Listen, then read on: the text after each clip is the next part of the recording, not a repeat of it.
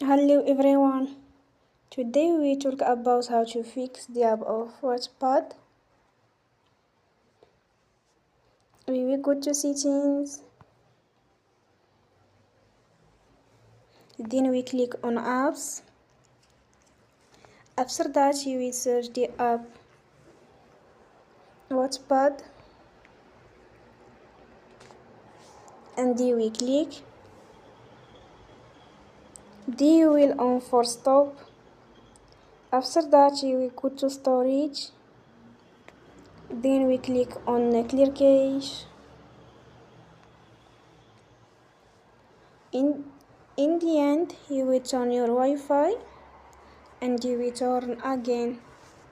Don't forget to support us by like and subscribe. See you next time and thank you for watching.